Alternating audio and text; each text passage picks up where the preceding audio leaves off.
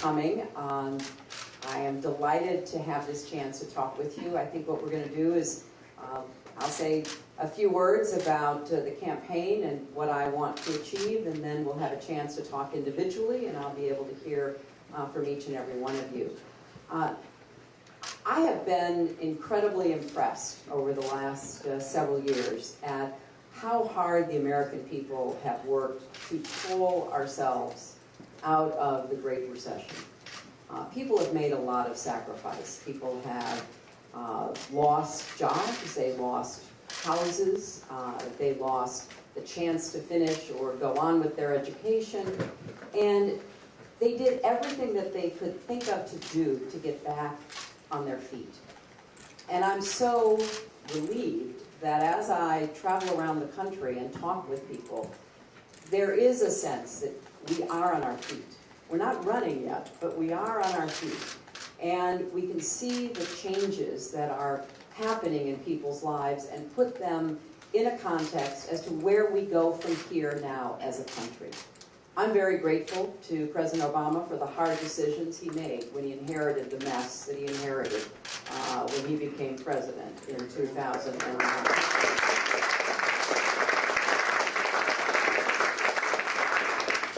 And I know that he and I and everyone who was in his administration realizes that unless the American family and the American worker is strong, everything we want to see happen for our country is going to be much more difficult.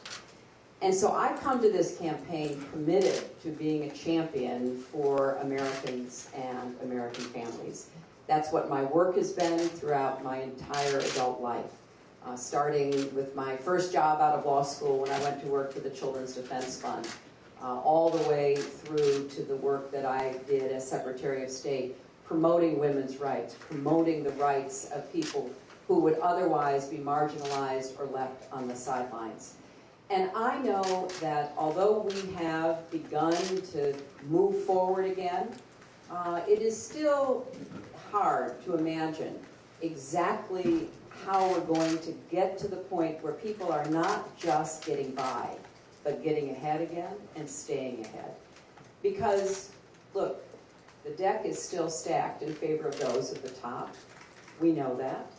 And so we have to be especially focused on how we're going to bring about the changes that will ignite opportunity for everybody willing to work hard for it again.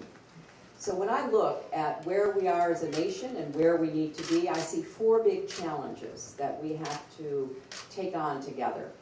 And they're going to be fights, because if they were easy, they would already be done. So I will posit that right now.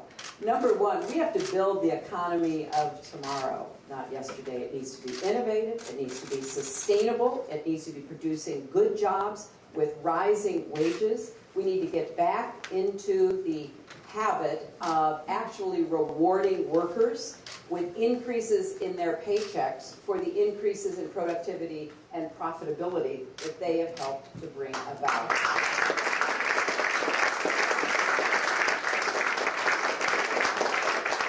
You know, Warren Buffett has said it, but so have a lot of other people. There's something wrong when the average American CEO makes 300 times more than the typical American worker, or when hedge fund managers themselves make more and pay less in taxes than nurses and truck drivers. In fact, I heard a statistic the other day that really made a big impact on me, that the top 25 hedge fund managers together made more money than all the kindergarten teachers in America. And when you think about value, what it is that's going to get us moving again, I think kindergarten teachers are really important. And so,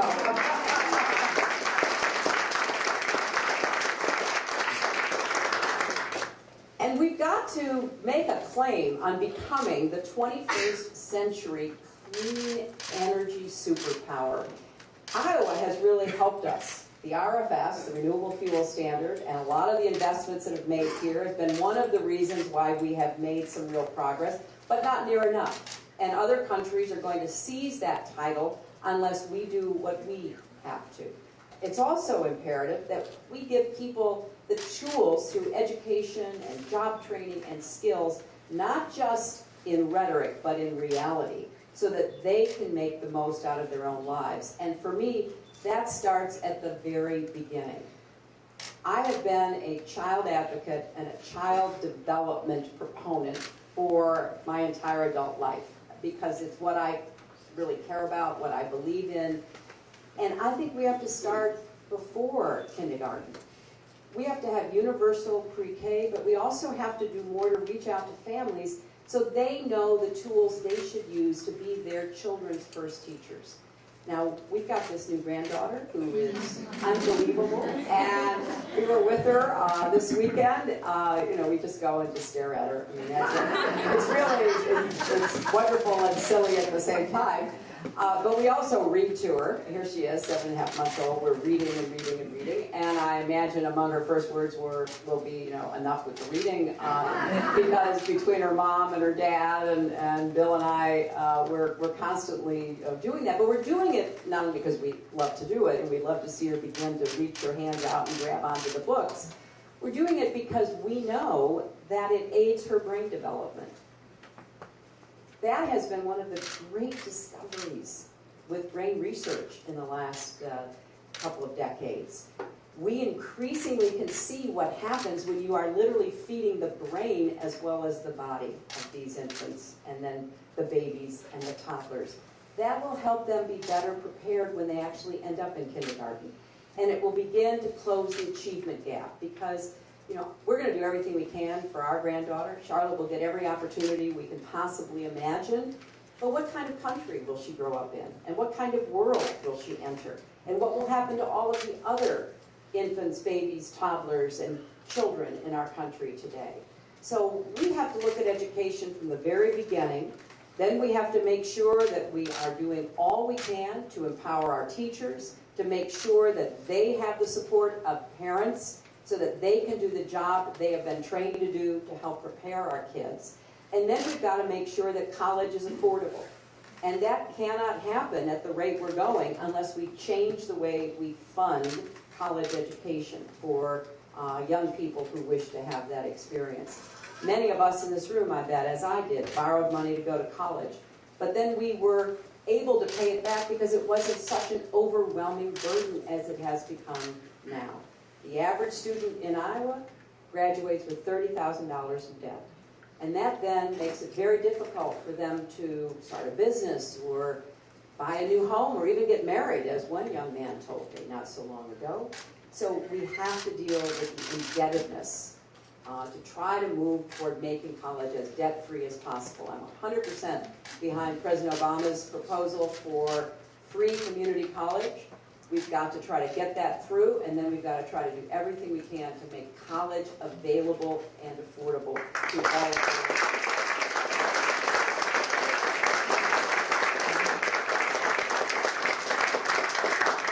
When you think about our economy today, it is absolutely linked to education.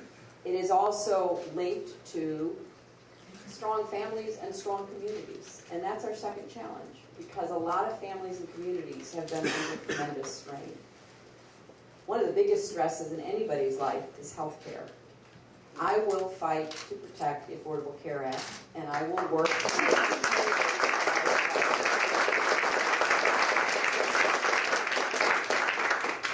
We are really now in a different world. 16 million people who didn't have health insurance who now do.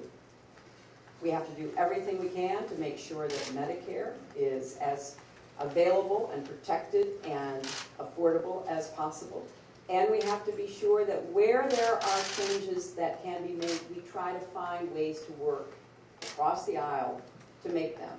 I don't hear my friends on the other side of the aisle talking as much as they used to about getting rid of the Affordable Care Act. I think the reason is because there are a lot of people that they may actually be encountering from time to time who have been helped. And we need to make sure to make the argument over and over again, what will you do if you say to people, we're going to take away the health care we finally have been able to provide for you? That is just unacceptable. But there are some problems.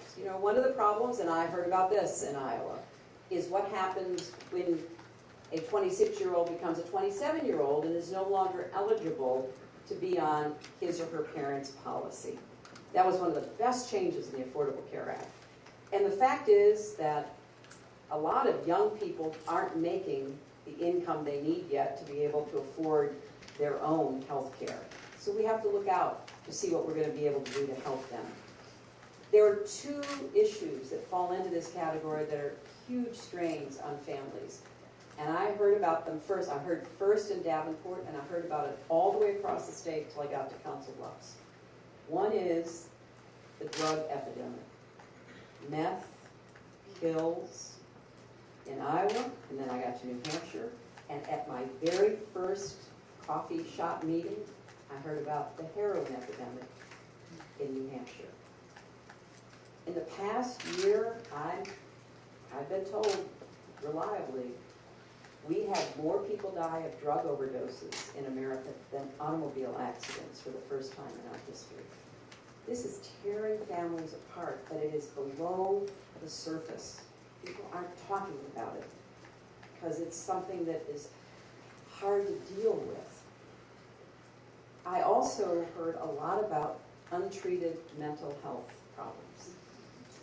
And so many communities, so many states turning their backs on people with mental health problems. Facilities are being closed. Even though we now require there to be treatment in the Affordable Care Act, there's not enough available treatment, not enough resources. The other day I was in California at an event, and I just said what I said. I said, you know, mental health is not being treated. We claim we're now going to be able to help people with their health care problems, but if we don't help with mental health, we're leaving out a huge number of people. And a young woman came up to me and asked me a question. She said, did you know that we're having all these suicides in my high school? I said, no, I did not know that before I came. She goes, well, we had 4 young people kill themselves in the last months. Then I was in New York at an event this past week. Said the same thing that I'd said to you, and I was visiting with people, and a woman came up to me and she goes, thank you for mentioning mental health. We have gone in the last 6 months to 4 funerals of friends of my children who have killed themselves. I have to tell you, when I started running, when I started thinking about this campaign, I did not believe I would be standing in your living room talking about the drug abuse problem, the mental health problem, and the suicide problem. But I am now convinced I have to talk about it.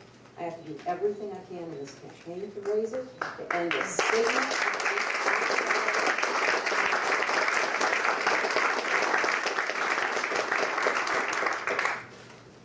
And we also have a challenge that affects everything we do, and that is to fix our dysfunctional political system. And that underlies everything that we can possibly hope to get done. I'm very committed to meeting with anybody, going to have any conversation, to try to find common ground. But we also have to stand our ground, and we have to try to figure out how we're going to get people to work with us for the betterment of our country, the betterment of people who need a good, positive support system, whether it be health care or aid for college or anything else. We also have to address the unaccountable dark money in politics. I think the Supreme Court made a grave error with its Citizens United decision. And I will do everything I can do to appoint Supreme Court justices who will protect the right to vote and not the right of billionaires to buy elections.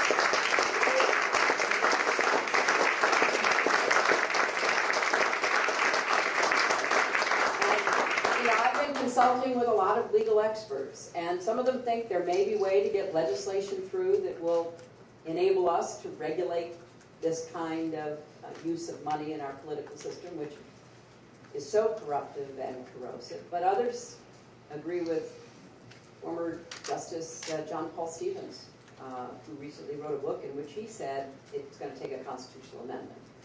I will work for that if that's the only way to fix this problem, because we cannot continue with the kind of assault on our democracy, on voting rights, and on the opportunity for us to know where the money is coming from that influences our political system. Now, fourth, we have challenges around the world. As I was coming through the garage, there's a TV that Dean and Gary have, and it was talking about ISIS in Iraq. We have threats that we know of, that we can begin to try to figure out how best to address. It's not just dictators, also disease, climate change, which I think global warming is a threat to us. But we have to be confident and strong in understanding that there are many ways to approach the problems that America will be confronting in the world, and we must do so in cooperation with our friends, our allies, our fellow democracies around the world. I am convinced that the 21st century can once again be a century in which the United States leads and helps to set the values and the standards. But we have to have an agreement, first of all, foremost, with our own country and in our own Congress about how to do that. I was outraged and said at the time that when a group of Republican senators sent a letter to the Ayatollah of Iran, essentially criticizing the actions of the President of the United States. I don't care what party you are. We have one president, and we should stand behind that president and respond to what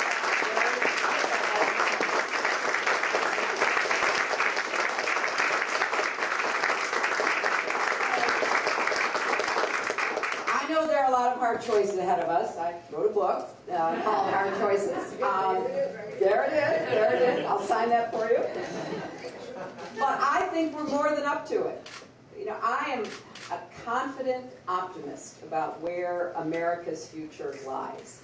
That doesn't mean I'm not aware of how difficult it is. I'm going into this race with my eyes wide open about how hard it is to be the President of the United States. I have a little experience about that. And I have to tell you, I find it very reassuring, because I do have that experience, to know what's possible and how best to proceed. But I also know that we are living in an incredibly complicated time in American history. It is not a time for easy answers, or glib answers, or one-liners, or applause lines. Those are all great. That's part of campaigning. But at the end of the day, we need a president who has both the experience and the understanding to deal with the complexity of the problems that we face. And I appreciate what both Dean and Sarah said about the experiences that I've been privileged to have during the last decades. I really believe that I can go into that office on the very first day and begin to do what is required. So I look forward to visiting with each and every one of you. I look forward to working with you, not only as we move toward the caucuses. I would be honored to have your support on February 1st, and then I will need your help as we move toward the general election, because I don't want this election to be about me. I want it to be about us and the agenda that we want to set for our country. You know, when I campaigned so hard against then Senator Obama, I was, working as hard as I could. He was working as hard as he could. And at the end of the day, he won. And then I went to work to make sure he got elected our president. And I was so relieved and happy when that finally happened. The Sunday after the election, Bill and I went for a walk in an area that Sarah would know, a big kind of nature preserve near where we both live. And we just wanted to let down, because we've been working so hard to elect then President-elect Obama. So we're wandering through the woods, and Bill's phone rings, which is sort of a miracle since we have terrible cell coverage there. And he pulled it out of his pocket, and it was the President-elect. And he said, I'd like to talk to you and Hillary. And Bill said, well, we're kind of in the middle of a forest. Can we get home and call you back? And so we did. And when when Bill called back, he talked to the President-elect, and then I talked to him, and he said to me, I want you to come see me in Chicago. And I said, sure, when? He goes, as soon as you can get here. And I said, well, okay. So following Thursday, I went to Chicago, and he asked me if I would serve as Secretary of State. And I said, Mr. President-elect, I really want to go back to the Senate. I'm very flattered, but there are a lot of other people who could do it. No, he said, I know what I want, and I want you to do this. I said, well, Mr. President-elect, I really want to go back to the Senate, and that's where I think I can best work with you and best serve you. He goes, look, he said, I don't want to hear from you again until you say yes. So, I told him no, and again later, and he just said, don't call me till you say yes. And I did tell my husband, I said, he's so persistent. I told him no twice, and he keeps saying, I'm waiting for you to say yes. And Bill said, yeah, well, I asked you to marry me twice before you said yes. So, yes, there's a connection there. So then I stayed up that night, and I thought, suppose I've been honored to win. And I had wanted this incredibly talented American to be in my cabinet, and I'd asked him, I want him to say yes. And I thought, that's what I have to do. So I called him and I said, President-elect, I would be honored to serve in your cabinet. And we immediately got started to work. A few months later, on my very first trip as Secretary of State, I went to Asia. And I went in part because everybody I called, all of the leaders in the countries that I spoke with, were saying, we just don't know whether the United States cares about us anymore. Nobody's been paying any attention to us. We're kind of feeling like we're not important to you anymore. I said, well, you are, and the president feels that way, I feel that way, I will come see you. So I went out. And one of the countries I went to was Indonesia, in part because it's a very important country, but also President Obama had a personal connection with it. And my idea was not only to talk to the leaders, but to talk to the people, what's called public diplomacy. So that as I was out there talking to presidents and prime ministers and others, I would also find ways of trying to connect to tell people, look, the United States really does care about the world we're trying to create together, and that's part of my message from our new president.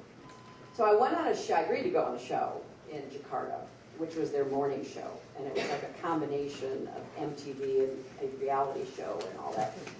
I had no idea what I was getting myself into, and so I go onto the set, and people are jumping, and they're singing, and they're dancing, and it's called The Awesome Show. So I'm on The Awesome Show, and I'm talking a little bit with the interviewer, and then they ask people if they have any questions, and somebody in the audience says, I want to ask you, we saw you campaign very hard against President Obama, and he campaigned very hard against you. He won, you lost, and then he asked you to be his Secretary of State. Why? And I realized, in a lot of these new democracies, and other places, of course, you run against somebody and you lose, you could get exiled or imprisoned, even killed, not asked to be Secretary of State. And so this was a very legitimate question. And I thought, I have to answer this in a very serious way that maybe they can understand. In our democracy, we do try to close ranks after we have hard elections. At least that's what we should be doing. So I said, well, you're right. He campaigned hard. He won. I lost. I then campaigned to get him elected. He asked me to be Secretary of State, and I said yes, for the same reason. We both love our country. And at the end of the day,